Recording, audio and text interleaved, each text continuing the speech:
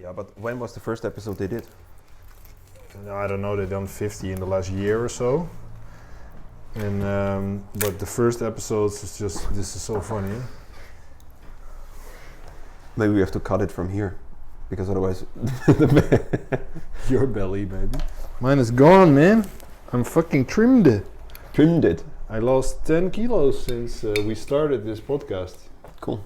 Since Corona. Do you know what I also see? That when you're talking like this, that you're way better in the sound than when you talk like this, and that's a microphone, really. I mean, if you have a microphone like this and you talk into it, the sound will be perfect. So when you talk like this into the microphone, the sound is perfect. But if you have it here, it's just you have all the surroundings. And plus your is now focused to the left. No, it doesn't matter. So it doesn't matter. Okay, would you like to start with a glass of water, sir? No. Oh. Jesus. So episode number 10. Yeah, so I got 10 bottles. We'll post my lineup on my wine up on Instagram later on. Just to give an idea of how our evening is going to be. We're indulging a little bit tonight, I think. So let's kick off. New studio. New studio. All new. Sunlight on a boat. The good life. We got even catering these days, preparing snacks for us. From young Jamie. Radis Bell, Olive avec ail. And so we're gonna do 2 bottles in the podcast, and after we're having dinner. Mm-hmm. A double date, mind you. So talking about the girlfriend again? No, young Jamie. So I got this bottle because I think for the last few months it was one of the most fun things I drank. I haven't got really honest professional opinions about it, but when I had to find it something I really wanted to let you taste, I just wanted to get this. It's from Pierre, Alsace. It's Gewürztraminer Macération, but it's not gonna zoom, by the way. Did you fix the zoom? No. You didn't focus it? Oh, okay, cool. We'll be fine. We'll hope with the light it should work, right? Otherwise we got a wave, it's like a motion detection. I hope so. So I had this bottle 2 months ago when I was, it was a nice summer. It's the day when we sat on the terrace of Pieter Gruiter. Oh, nice. After I went to Le Vin to Sorry, have a drink there. A question to start with. Do we have a topic today? No. Or no? So, of course, we asked the last time after episode 9, what shall we do? And I actually got some response with like, hey, shall we do Spain? And let's do some orange, and let's do Chenin. Orange, we got Chenin, we got Spain. So that's the reason why today I brought Chenin. Okay. Who was and you the brought question orange. asker? Rutger asked for orange. A friend of mine from Austria. Hey, Rutger. Represent. Yeah. A friend of mine from Austria asked for like he ever watches. a really crazy Lebanon wine. I think it's called is it called Spent Winery or something. And they have one white, which is a Viognier, which is really affordable, like 30 to 40 euros. And they have other wine for 120. Can we keep it in the sunlight? Just not. And I checked if we can get it, but he's completely sold out. So thanks. Okay. So yeah, I got a nice one from Cherry Clock, who started the Domaine Clos de Bateau or Domaine de Bateau, something like this, from in Beaujolais. He's a guy who used to be a horeca owner in Amsterdam, and he now started a little domain, 7.5 hectares. Mm-hmm. Actually, a guy I work with at Cyril Zangs, Sylvain. He's a good friend of him. We found out together when we were at Cyril that he's from the village. This domain is really good English. Yeah, where the domain is. So I hooked them up. I think he worked there for pre-season work, pruning and all that stuff. And he said, okay, when our vintage is ready, we'll ship you some bottles. And it would be really cool if you could feature it, because I think he's one of the... Really? Well, he's one of our most loyal listeners, apparently, in the vineyard. He so we have 2, my mom and that guy. And Jerry, shout out, my man! What's his name? Thierry Clock, yeah. Do you? Oh, yeah, Thierry Clock. Thierry. Yeah, but I see it on, cheers. Yeah. On anniversary. On anniversary? 10. What? Episodes. Oh, okay. Really? Oh, 10th. I thought, yeah. So so that one day when we decided to reboot Bar Arnold just after our summer break, We sat down to have a beer. I went to Vlek to talk to Michiel, and then after I went to Le Vin. So I thought I'd bring a nice bottle to have over there because they're always giving me wine. And I brought this. So Pierre Freak, I was really hoping I could get it for the Wijnvriend. But then I just found out that just around that time, Michiel already got it again. Mm-hmm. And he's one of the old school guys, I think, in Alsace that makes natural wine. I rate it around like a Weingut type style, at least in quality measurements. I mean, not in the winemaking style. Grüße Station. It was Michiel. I asked, hey, how's that Freak? I really want to get it. He said, yeah, you got to drink this. I was like, okay, Grüße, interesting. Do you know where from Alsace it is? No, because I just came from work and I actually didn't check it really well. Because we have what do we have? We have 4 wineries in Alsace, which we actually like. We have, of course, now Freak. We have some more. We have Mayer, we have Werlitsch, and we have Weingut. No, and we have also Christian Biener.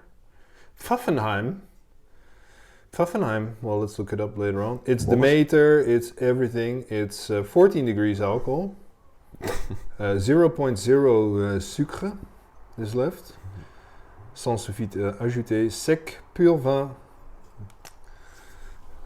Pour la purité de vin. What was the last Alsace winery you said? Christian Biener. Biener. Yeah. Oh yeah, with the crazy labels. No, not so crazy. No, that's Reach. It's, who has it now? Because Henk wanted to get that back. It's at Pieksman. They make also some nice pink-looking Pinot Gris and. Oh, okay. But for me, this is just—it's so pure. It's so good. It's dangerous. It's a dangerous wine. It's when I smell. What kind of vintage is this? 18, I think. 18. It's 100% Gewürztraminer, Alsace, pur vin, Frisch, and it's actually Gewürztraminer and orange in the nose. Like you have this exotic, and at the same time you have Camillo flower. Yep. Like you have both thingies, and when you drink it, it's this really warm, cuddly feeling from like Gewürztraminer. Peach, mango, exactly. chamomile. And you want to have a half a kilo goose liver with it from a spoon. But liver and Gewürztraminer. And a brioche with it. There we go, Rutger van der Pol. When we just started in Panache, we got like a 89 not natural Gewürztraminer with some sugar, and we got like a huge sliver of foie gras, and it's just so good. But also, there is some cheese that this would do really well with, like a Comté. But it's dangerous because it has 14% alcohol. Yeah, so you swallow it like Hoppatee. We got another 9 bottles after this to go.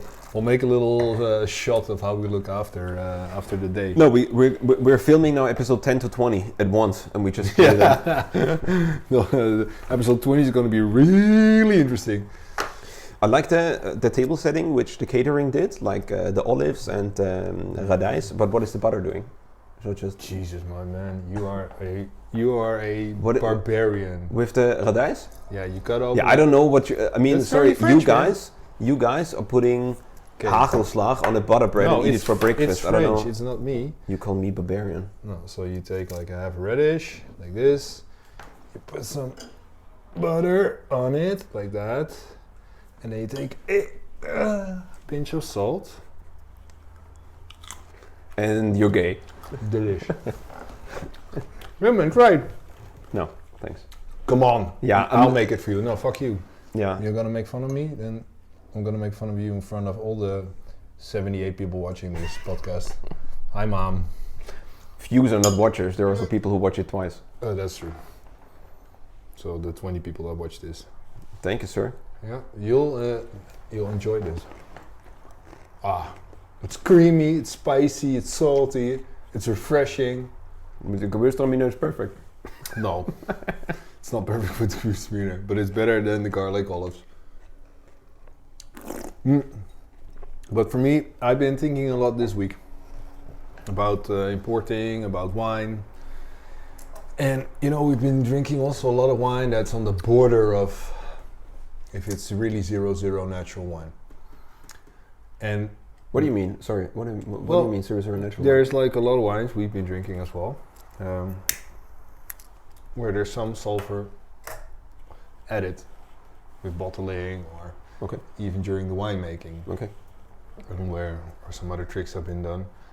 But the last couple of weeks, I think, I've been really thinking that for me, what I'm really looking for, what is that power, that intensity, that energy, which I really find in this wine, it really has to do with completely clean wines. Completely clean, completely natural. And I think this was one of the bottles where I had that again, like, if it's just this well made and it's this clean and there's no shit in it. But what do you mean So with when you say we drink dangerous. to the limit of 0.0 natural wine, or that we drink natural wine? No, but we've been drinking also some non-natural wines. Yeah. And I think my tolerance level has really gone even to a worse level for it. No tolerance at all for it anymore. It's just no, not fun it's not for you. tolerance. Yeah, that's it. It's just not. Yeah, No. that's completely okay, and that's a perfect thing that we also discuss it here, because I'm always. Sometimes I shift back a little, but now I'm completely shifting again to full natural. Yeah. For me, it was always about quality, and I didn't listen to any bullshit left and right. Like, a lot of people were like, "Yeah, you aim for quality, but why the fuck do you drink natural wine?" And at the same time, I had conversations with people who said, like, "I only drink natural wine," and then I'm like, "Yeah, but you're also wrong, because since the beginning, and people cannot even hear it anymore, if you drink Old Burgundy, which is super nice ripe, you still love it." I just want to have fun with wine, and for me, it's the same with every product you have. It's also with food. Quality always prevails, and then you can be a vegetarian, but if you have a really nice, well-made steak, it's still a good food if you allow yourself to eat it. And this is for me the beauty of wine. When you drink something like this, I think you have a lot of wines which you can give to people who hate natural wine, and Sophie's one of the persons. Sophie's also a person who is like, "I don't like natural wine. I tried it, and she really drank all of it with me." But Young Jamie was as well. But if you give them a glass of this, they say like, "Oh man, this is nice," and then you say like, "This is completely natural." It's not always crazy Jura or crazy mousy or crazy people. I actually aim, and this is I think where we are going to, is we drink a lot of crazy stuff, but we also drink now the big guys as well, like Bonnard, Freak. Yeah, but come on, this is crazy. Do you agree? Yeah, but this is crazy in the fact that it's so natural, that it's macerated, but in the flavor there's nothing crazy in it. It's just pure fucking quality. It's pure jus. Yeah, and it's got so nice acidity, so gentle. Yeah. The fruit is just perfect. The alcohol, it is there, especially because we're drinking not really cold. But to be honest, yeah, I drink this over a lot of things that we drunk on the podcast so far, and I think it kind of defines for me where I think my flavor really is. And yeah, it's funny, it's well-made wine. It's not like funky natural, but it is. You can taste that it's fully naturally made. Can I tell you something without being offensive or something? But I mean it on a positive note. Is that this wine is for me really complicated. Yeah. This is not the easy juice. Oh yeah, we're all natural wine. No, but we're still drinking it like we already halfway the bottle. Yeah, always. Really complicated wine. No, but it is so many layers in it. It's really philosophical. There are really tips and boundaries in it, peaks and corners. You really have to think. It's really long. It tells a lot of story. It's super intelligent, yeah. So why are we drinking it then? We eat radijs with butter. To become more smart, maybe. We monkeys. Yeah. No, but you know what? I don't know. It was a bit of a brain fart to say this, but this wine does really say. It really piques my interest. Yeah. I would like to maybe. I don't know this shit. No, maybe I have never heard of it before. Maybe one other day we get a few other cuvées from him and see if we like that as much as well. Because I don't know if the Rieslings and stuff are really on the same level. Yeah. It's not like with Banwart. I know that pretty much everything he makes tickles my senses. Mm-hmm. With this, I don't know. With Banwart? Yeah. What does not tickle your senses with Banwart? No, everything tickles. Oh, everything. Yeah. Okay. I don't think everything is as good, but it really gets me going in a good way. But this does pretty much the same for me. And it's... this is good, man. Yeah. Ooh, this is good. But it's you did a good choice there. It's also not cheap, but... what do you pay for it? I think I bought it at Vlek. Mm-hmm. In the shop, I think I paid around... I got a little discount because we're so cool. Yeah. Did you get a free bag? as well? No, they asked me, but I didn't get it because I had a box in the car and I don't want to waste any plastic. I just smoke a lot and use plastic garbage bag every day. But I think it was in the shop. It's Sir, like here's your radijs with butter. Man, come on, is it good or is it good? Yeah, it is good, but butter is good and the radijs is good. So yeah, it's the same when you put, And the salt is good. I don't know, peanut butter on a steak. Of course, Some it's good. nice smoked maldon. But I think it's somewhere around 22, 23, 24 euros in the shop. Oh, okay. I would pay that right away. Yeah. Really, put this next to other orange wines. Put this next to Rožanec from Croatia. Wins 10 times. And Rožanec you pay the same money. Yeah, but there's also not a lot of. I don't know how much maceration is there.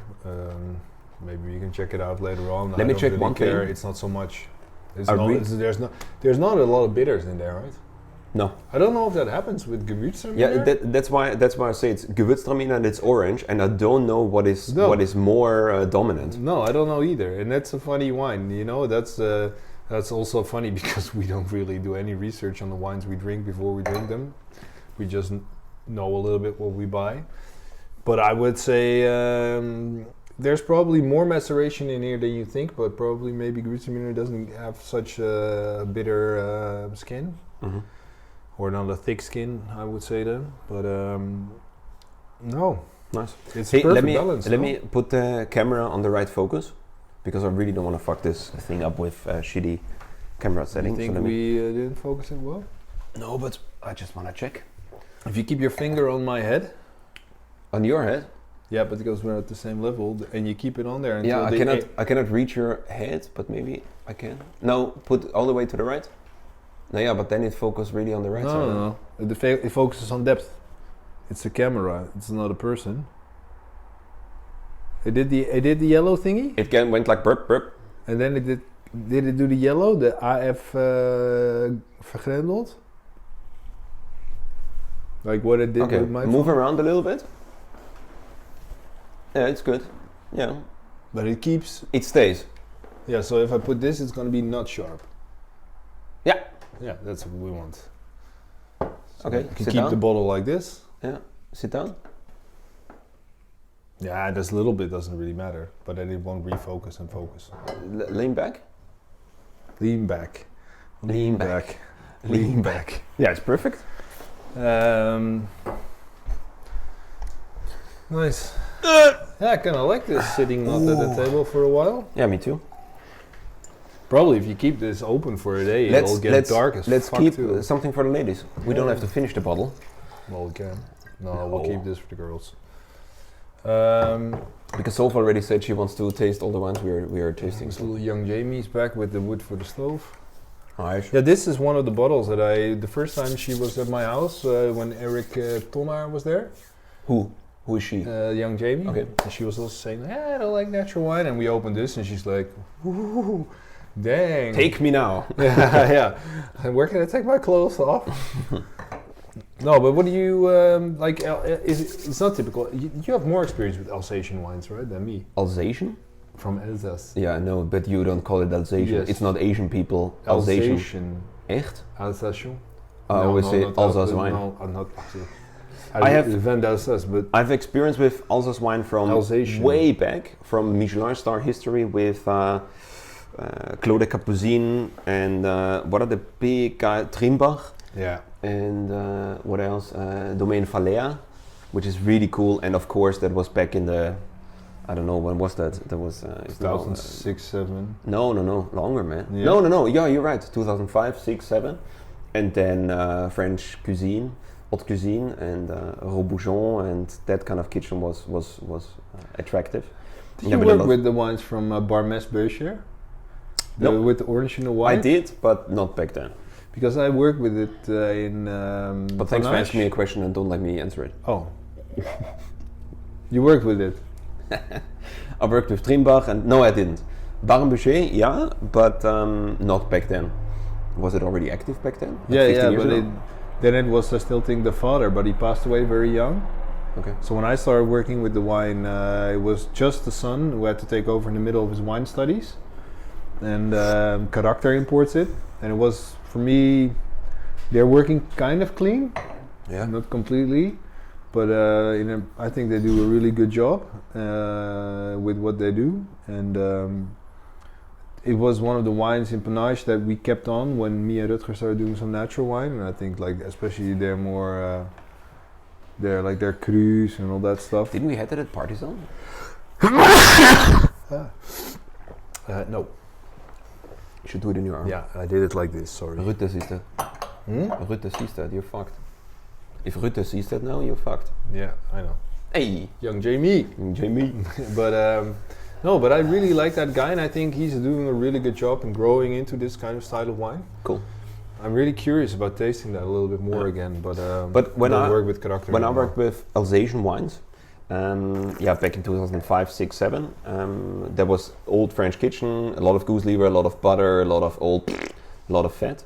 And then Trainbach and Claude Domaine, how do you say it? Domaine Falaire was perfect, and I loved it. Falaire? Yeah. I don't know it. Yeah, Madame Falaire. But I really don't know anything about it anymore. There was Trimbach. Do you know Trimbach? Yeah. That's like the classic yellow label. And there was the next thing was a winery, and they had a special thing, and it's called Domaine Falaire, Clos de Capucine, and it was a really old school Alsace bottle, grey label. We put it in the comment section. It's again the embarrassment that I don't know this, also that I didn't know that Beaujolais is actually not Burgundy or Rhône. Or that Côte de Pie is actually Fouillard. But that's nice. I work in IT now, I sell printers now, so that's fine. But back then I drank a lot of Alsace, and then there was a little bit of a dip in it. And then with Moritz again at Wijnskandal, we found Maillère. Yeah. And then I drank Maillère, and I was like, holy fuck, what is this? And then we just call that on our favorites? But I just want to say. I tasted with Moritz, and I was like, I know Alsace a little bit, but I only know Riesling, Silvaner, and Gewürztraminer in this kind of style. Pinot Gris, maybe. Pinot Gris, exactly. But Maillère is just showing you such a different kind of style of wine with depth. Maillère really goes into depth. This is not funky wine or funny wine. It's what I always have with Alsace, and especially with Gewürztraminer, is people love it really fast, but if you really are a sommelier or a wine guy, there's so much depth in it where you can really think about different layers of wine. It's so you can use it in so many factors of food and everything. For me, so classically, it was a lot of I would usually drink Rieslings like 10 years ago if I would find anything from Alsace. Gewürztraminer in my mind then was always sweet. Pinot Blanc was always too creamy and too soft and missing balls and missing acidity. But I think a lot of it over there is changing. You know, there's a couple of older guys, but also a lot of young people now. They're starting to make more natural wine. Yeah. But it's still like a little bit of a mythical. It is country, yeah. It's like what do you use in German? It's a Fee. What is in English? I don't know. You know, you have those Fabelwesen. Yeah. It's kind of this. It's kind of a poetry, a kind of a mystery book. The Gebrüder Grimm. Yeah, exactly. Everyone is talking about France and Spain and Italy and Germany. But it's a little bit like a lost area. It is. You meet Germany and France. It's like Austria, Germany, Switzerland. Yeah. And Luxembourg, Liechtenstein. Yeah. It's like you have Spain and France. It's the Luxembourg of French wine regions. Yeah. You have French. And you have Germany, and it's kind of in between. Yeah, because if you talk about like Jura or Savoie, that's just plain strange. Like they're areas that are just a bit weird. But it's always a bit. It's very there. It's always been we've always worked with it. Yeah. But it's never something I really grounded into. But I have to say, just with me maybe going a little bit more in depth. You know, it started with Meyer, then Bonwart really grabbed my mind lately. You know, trying to do this, trying to drink some Binaire. You know, Riech, Binaire, Christian Binaire. Yeah.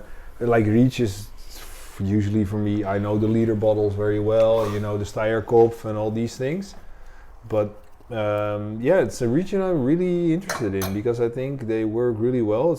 It's a classic quality wine region. Yeah. But for some reason, maybe not so much on our mind, on our compass, as say Loire. It's like Or you want Burgundy or you want to drink Germany, you drink Riesling and fresh, easy to drink, and you drink it in the morning. France, yeah, you can do Burgundy, Rhône, blah blah, whatever. But when you go to Alsace, you always drink Gewürztraminer Riesling. Yeah. It doesn't really matter where it comes from, because when you say Alsace Riesling, you already know, okay, this is what it is. Yeah. But actually don't even know the terroirs and the different vineyards, because no one goes into depth with Alsace. Nah, all people do, but not people we Not know me. at least. No. I'll get the next one. But do you know what I really don't like? Is that in Austria, there are, of course, so many different wines. So many different good wines. And, wait a second, let me get this straight. The micro. The There's price is still so- on there. There are so many different good wines. And of course, the last time we had the conversation, whenever you go into a restaurant or bar and you have Austrian wine, you always see the usual suspects. You see Strohmeier, thankfully. Preisinger, thankfully. You see Beck and some other guys. Good Ogo. And the last time I talked with Arnold from Weinrank, it's so funny that his name is Arnold. Yeah. And he told me that, I imported Ex-Vero. And Ex-Vero is a line from Werlitsch, from Cepe. Ewald Cepe. You have Eduard Cepe, which is Good Oka, the faces. Yeah. Then you have Ewald Cepe, which is Werlitsch. And that guy was Demeter a long time ago, and he actually was one of the, sorry to say that, first natural winemakers in Austria. And I talked with Arnold and was like, holy shit, I completely forgot about this winery. And I loved it. And he has, really to sum it up really simple, Sauvignon and Chardonnay, or as you call it in Styria, Morillon. Morillon is the synonym for Chardonnay in Styria. That's what this is. This is what this is. And Werlitsch does Ex-Vero 1, Ex-Vero 2, Ex-Vero 3. And I don't know if there's also a great difference in it, but Ex-Vero 1 is like, you can imagine it like 3 months in oak, Ex-Vero 2, 12 months in oak and 2 years on the winery. Sounds like Germans. And Ex-Vero 3 is like 18 months in the oak and 18 months on the winery, and you get now 2016. Something like that. And I was drinking his Ex-Vero line, and I always was a big fan of this shit. And then I talked with Arnold at Weinrank about it, and I was like, holy shit, yeah, Werlitsch, no one is importing it anymore. I don't see it. And today I went to Le Vin et à Vin, or what is it Le called? vin et le vin. It's yeast and wine. Okay. Le vin, Levain, Yeah. is yeast, Yeah. and le vin is the wine. So it's a funny thing. It's the same word, has so many fucking shit in French, but it's yeast, le vin, Yeah. et le vin. So I went there, and they had the bottle. And this is actually one of the wines where you have his regular line, easygoing, and then you have the Ex-Vero line, and then you have the Vom Oppok. Vom Oppok is like from Oppok, and it's like Oppok stone. And it's called like the Ursuppe wine, where you also have like the terroir, so you have like the earth Yeah. and the tree. And he only has Morillon from But Oppok. Mister is also really doing his cuvées and his labels based on terroir Yeah. as well, huh? They are actually really similar, because the next line what he has Yeah. is in a concrete bottle. Mm. The same what Muster does. Concrete, It's like, the same bottle. It's on concrete. Ton. It's aardewerk, yeah. Yeah, that thing. Ton Yeah. in German, Harderwijk in Dutch. Jeneverflessen in Ja. Nederlands.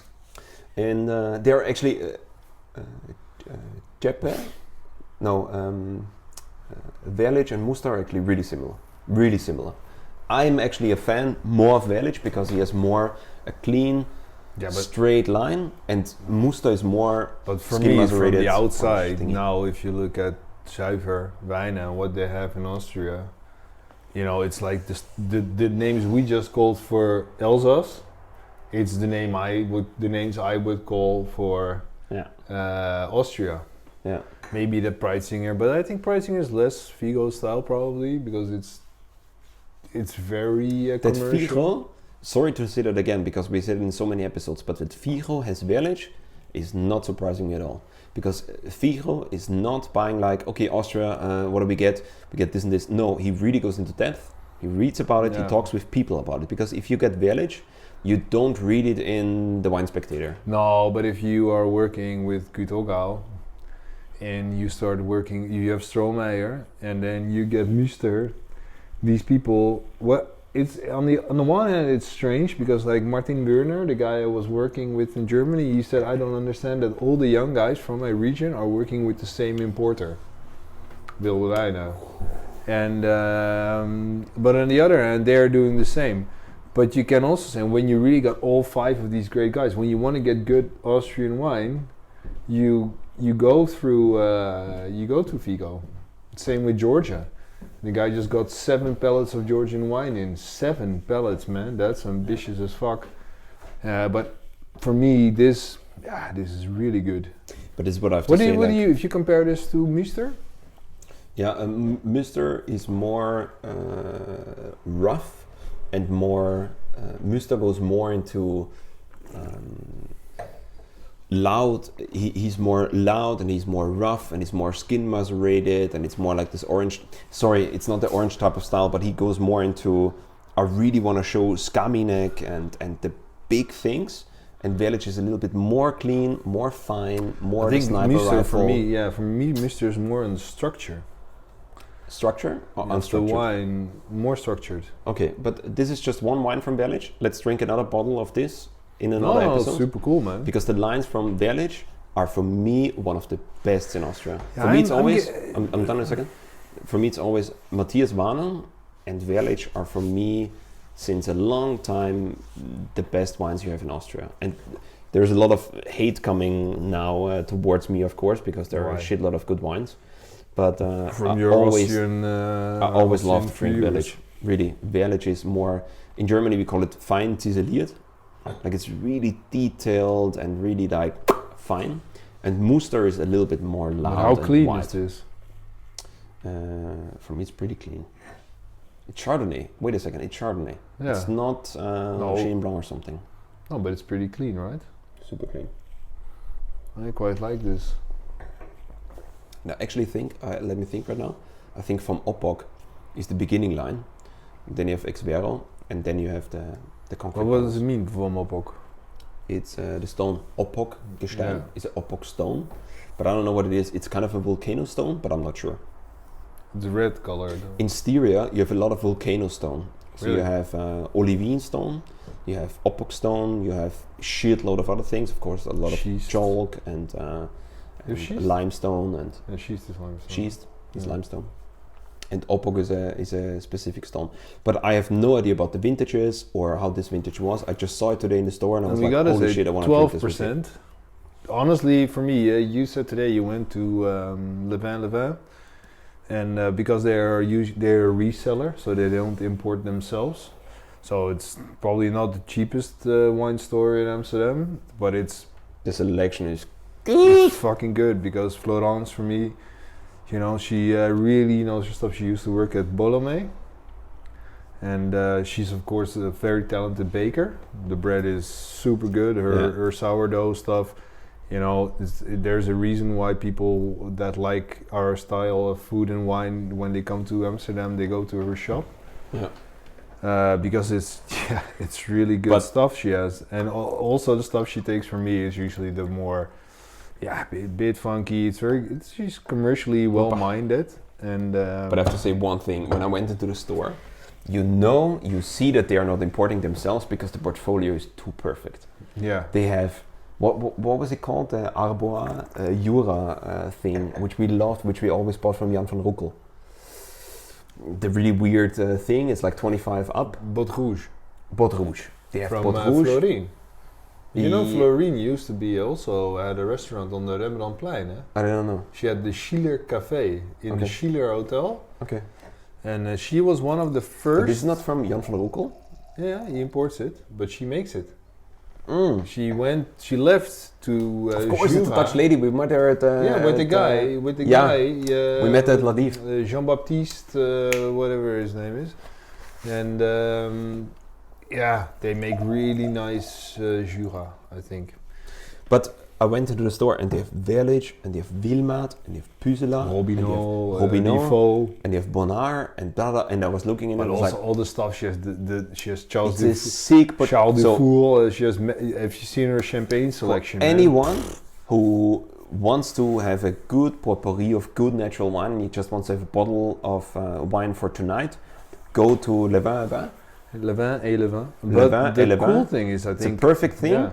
But they are buying from other wine importers, so don't see them as the best priced wine store. No, But if you go inside and you really want to have like 1-2 bottles of perfect wine, go to yeah, that but store. like I said, she's making a lot of people come in there because it's approachable.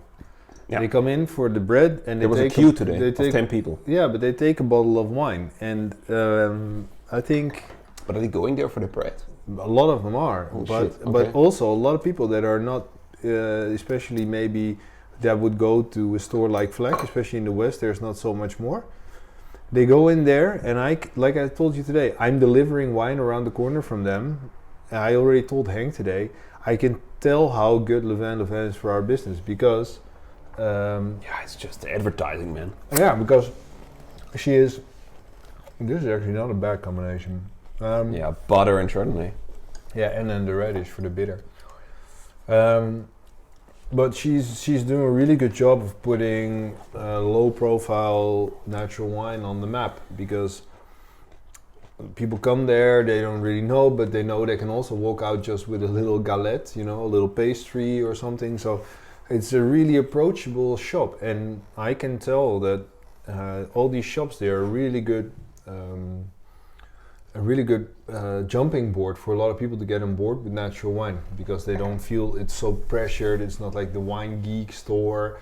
It's the bread store where you can get fucking cool wine. And she's really good at making a selection, I think. How did they get started? When did it open? Well, Florence used to work. She used to work as a cook. She's actually married to Constantine, who is from the village I'm from, Bussum. And I remember when I opened Partizan. It's a city. When I opened Partizan, on the first day, I think, or the second day, I saw Connie Constantine sitting there. And he said, yeah, I'm here with my girlfriend, she's really into natural wine, but you guys had made the first list, you remember? I was like, yeah, I don't have so much really cool stuff on the menu because I let the guys make the list, so... I blame Wouter for that, I didn't make the first list. No, I know, but it wasn't blame bad, Wouter. but we still had Cossard and stuff, so I think they drank something like this or whatever. Plus, we were still figuring it out a little bit as well. But then I met her, and I don't know, later on I found out that she worked at Bolomé, an importer we were working with at the time already. Big fan of it. Yeah, me too. Really nice selection of really well-made wines. And used to good price Burgundy. Used to be a Bordeaux dealer, mostly Bordeaux and Champagne and Burgundy. He did the finologenopleiding with Jan van Roekel. That's how they met. And I think that Jan van Roekel is Bolomé and Jan van Roekel. Someone bought the business from the other Fleck. What was the connection? No, Jan van Roekel used to work with David as well. Yeah, he used to be an IT or no, a financial guy. He is. Mm-hmm.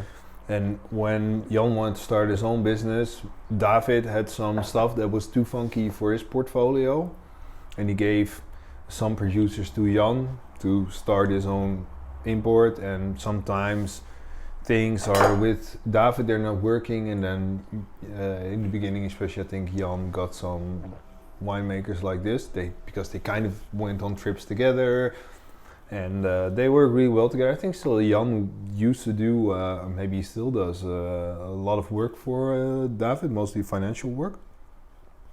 But for me, David's also one of the most respectful, kind, generous wine importers there is. He's a ultra nice dude. Every time I meet him, I'm like really in awe of the way he is, his energy, and so Jan took some. But Florence used to work with David. Then she wanted to start her own business. She was making bread in Café Moderne here. She had her own little bakery. It was going so well that she wanted to open her own store. Nice. And actually, Niels, one of the owners of Café Moderne, helped her build the store and the how do you call it, the desk, the bar or whatever, the sales desk. Huh. And David, I'm not really sure, maybe helped her along a little bit as well.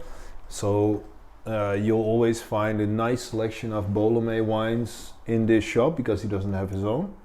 And for me, her style is just, it's fun. There's also no bullshit about it. When I go taste with her, it's good or it isn't. She's really honest. Just a really nice wine store for me to go. I don't think I buy a lot there. I don't think I ever bought wine there actually. Because, I know where to get it cheaper, but I think I'm a fucking, I'm a money picker at the moment. But like I said, I think it's a really nice channel to have your wines in a place where people that don't go straight away usually to a shop like Fleck or to us, where they can buy insanely good wine. And she knows her stuff really, really, really well. She's a really good taster. And she has her own particular style and flavor, and she just knows what to do. She knows what works. Cool. And that's the nice thing when people have a shop, you can see she's not doing anybody any favors, but she is in a way. She's just really choosing her own path. And nice. Yeah, well, cool that you went there today. Yeah, no, I was also really happy because I walked in and she was like, "He can help you." No, I'm just looking around. She was like, "Yeah, okay, cool." She's not like pushy, like. But that was probably Julia. I think. I don't know who was in there, Yeah. but I walked in and they asked me if they can help me, and I was like, "No, da da da." But such a cool they'll store, leave really you. simple. They'll leave you Really to simple. walk around. There's and they work with everybody in a very nice way. You Yeah. know, when they buy with me, it's never one box. It's always some. They're just doing a really good job of putting natural wine in a really nice way on the market. And I'm pretty proud to work with them. Yeah, and I think everybody also is. when I went there before I came here Friday afternoon, there was a queue of like 10 people in front, but those were not sommeliers or wine guys. They were really just walking in with like, surprise me and what shall I take, and Yeah, but sometimes took a when I'm Vilmat standing there, I was there last week or 2 weeks ago, and I did see like the sommelier of Bombino, or one of the guys that works in Bombino, walk in there. So for people that live around there, it's just a nice, accessible place to get a quick bottle of something good. taste it. Yeah. Okay. So Chardonnay. There is. Okay. So coming up where now? in Austria is this exactly? No, we don't have to analyze the wine. But there's No, but coming I up. just want to know Oh, where in Austria. Sorry, is this? no. I think the conversation was perfect, so I don't want to get the focus on the wine. I want to focus on the wine. Okay. So where in Austria is it from exactly? Werlitsch. Are they close to any other of these guys? Well, Chepe is almost the neighbor of Mooster, Yeah. so they are in Styria. Because Chepe is a huge name, but is it like a family? But it's like. How did it start? Yeah, but it's like. Lindemans. No, jeez, no, but it's like Explain. Janssen in Holland. So Chepe is not really a name. Okay, because you hear Chepe a lot, you know. Yeah, that's why it's like Maya in Germany or Elsass. And when you go to, we are now in Styria, so the southern part of Austria, border to Italy. It's where Preisinger is there. No, Preisinger is from the east south, so Okay. Burgenland. you see how much I And know. Oh yeah, Burgenland, that's it. Yeah. Where we are right now is Stromeyer, Mooster, and So it's close to Alto Adige. Yeah, it's just on the border to Italy. So Yeah. you have Italy. But on the east side of the border with Italy, or on No, the really south. So the Yeah, north south, part but of on the- Italy. yeah, I know. But on the it's a pretty long border. Yeah. Is it like on Middle. the middle? Yeah, you have Austria, and then you have Vienna. You know Alto Adige. Yeah, of course. But if you have Austria, the whole the winemaking is happening in the east. So you have actually Vienna, Yeah, so it's Low Austria. Then you go to it's on the Burgenland. south of the winemaking. If you would listen to me, you would actually learn something. Okay, so this is the last episode, guys. Thanks for watching. We said we do it until 10. No, so it's on the east. Okay, yes. No, the whole winemaking is happening when you have Austria. Austria looks like a schnitzel. Yeah. And then you have the east, and then you have Lower Austria, where Riesling, Chronometlina is happening. Then you have Burgenland, which is more on the east, the border to Hungary, and goes into the south. And the next border of Burgenland is actually Styria. Yeah. And then you have West Styria, where Stromeyer is. And then you have East, South Styria, and South Styria is, I think, where Chepe and Mooster are from. And it's the border to Italy. And then you actually go to to Italy, but Styria is actually on the east-north border of Italy. Slovenia also bordering? That's exactly. So Styria is actually on the border of Slovenia, Friulano, that kind of thing. Alto Adige. Yeah, and karst. So probably the Everything end of which the is there. winemaking of Austria. So that will be to the complete west. That's the most where you come to like Alto Adige, and then when you go a little bit to right, you go to Slovenia, then you go to Hungary. Yeah, then you have Karzo, Yeah. Hungary, and that kind of thing. Do you have And- new Hungarian wines? Sorry? Hungarian? Yeah, a lot. A lot of Hungarian wines. I was in Germany with that guy, and there was a guy there, Remy. You have to be a little bit more specific. I was in Hungary with that guy. No, I was in don't know. Germany working with Martin Werner, Yeah. a winemaker. Yeah. There was a wine bar owner from Paris, Remy, and he has Chambre de Mar, a really cool wine bar in Paris. And he has also an import, and he's doing a lot of Eastern European stuff.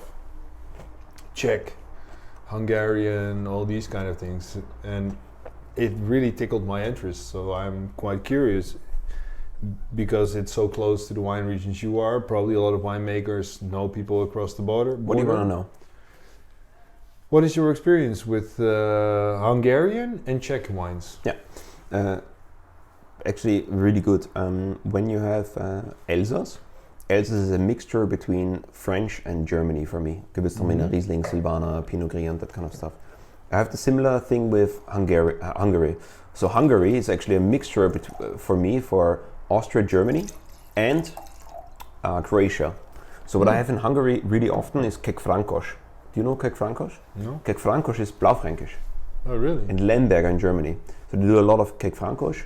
Then they do a lot of also Croatian grapes, but I don't know the name for it. But Hungary is a super interesting part of Europe. And the wines, what I drank from Hungary so far, are really like dark forest fruits, like really black berry. Zweigelt, or Sorry? it's almost like Zweigelt. Now, Zweigelt is really cherry fruit, light Yeah. and pink. And what I drink in Hungary It's is actually cherries, yeah. violet, dark fruit, pepper, a little bit more spicy. Peppery, more like Syrah. More like in the Ron style, yeah. A little Yeah. bit more rosemary and thymian kind of style. But I didn't went too much into depth with Hungary that I can really explain exactly what Hungary is from the wine style. But what I drank so far is But don't you feel the more is east? peppery and dark fruit. Because the more, for me, if I make a stupid analyzation of this, because you know my wine knowledge pretty much stops at France and Italy and Germany. In Austria. I don't know shit about Austria. It's sorry that I say this. Do you smell how the oak is coming Yeah. out right now? It's super oaky. It's getting oaky now, huh? Yeah, But it's, I don't dislike but it's it. also it's kind of tough. It's almost a knife and fork kind of game. This. Yeah. So Frick was high alcohol and really pushed us up. And this is this laming you right now? But it doesn't for me. Yeah, but I like it. No, it's not I'm a lame fan. in me, but Puts you to sleep. you know what the thing is? When you said for the first bottle, there was so much corners, picks, thingies, and spikes and corners and bends and whatever in the wine. Yeah. Here it kind of feels more like one long bend. That is, for a lot of people, that's interesting. But you know how short my focus is. I come to here, and then I kind of think I am like, It's like here's the sun really shining. simple. Shall I put it on the light? I get it. To summarize it, you have a conversation with someone who comes straight to the point, and the story is super interesting, and Yeah, all of a sudden there is like naked women and explosions in it. that's me. But then you have a conversation like this, and you think the main story is really good, but it's such a long story. Yeah, but Lange probably- verhaal. Long It's while, but so probably long. when you listen to it all, it gets kind of good, and But it's you need the time for it. yeah, it's like a meditation wine. Holy No, shit, no. we analyzed the wine really good. I understand, yeah. But the thing is, I'm getting the feeling. You know, I've been to Georgia, which is like the most, for me, the most eastern point I can imagine having wine. Can you maybe walk there and tick on that light? Yeah. Because it's getting a bit dark. No problem. No one wants to see your face, anyways. Yeah, that's a burp. We did a research of Did you burps, cut it? and everyone said no. Really? So no burps in the Where, thingy. where did you research it? There's on the court downstairs. Downstairs. On the bottom. Yeah, that's way can't. better. No, keep it like that. I'll put on another one. Okay. But just it'll help. I promise. No. So I've been to Georgia, and I know like the most sea bit of France. And the general feeling, I don't know if it's true, and it's probably people gonna laugh at me for saying this, but it feels like it gets my mom and yeah, but it feels like the more east you go with wine, the more like herbaceous it gets, the more spicy. in the world, you mean more eastern climate? Nah, the more east, the more inland you go into Europe, the more kind of. In France, you also have it like in the coastal regions. It's more. I'm talking bullshit, but No. but It's if I go into Austria, Czech, Hungary, Slovenia, and then even you go on like Romania, I expect that the more eastern I go, the more like spicy, herbaceous the wines Rough. get. Yeah, and I'm just interested into understanding if that happens on that side of the world as well. And I have never been working that in depth and that close like you have to that side of Eastern Europe.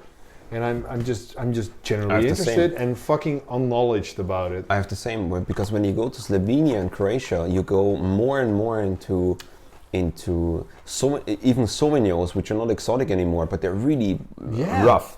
Then you go to Croatia, almost cringy. and there's like Rožanec, and it's just hammering you away. And then you go more east. I don't know what's more east. What do you have more? Well, in the end, you have Georgia, but Yeah, you have Georgia, but then it's only orange and amphora. Romania, but so like this guy Remy from Romania is also Champenois. rough, man. Yeah. And the more you go to the west, you're good. Yeah. It's not bad, eh? And so this Remy, he said, but he's a really interesting guy. And he said, but when I want to import, I want to go there. And he said, you know what I do? I just take the plane. I go to the best known wine bar in the capital where you usually land your plane. I look at the menu, I talk to the sommelier, and I just tell him, okay, where do I need to go? Yeah.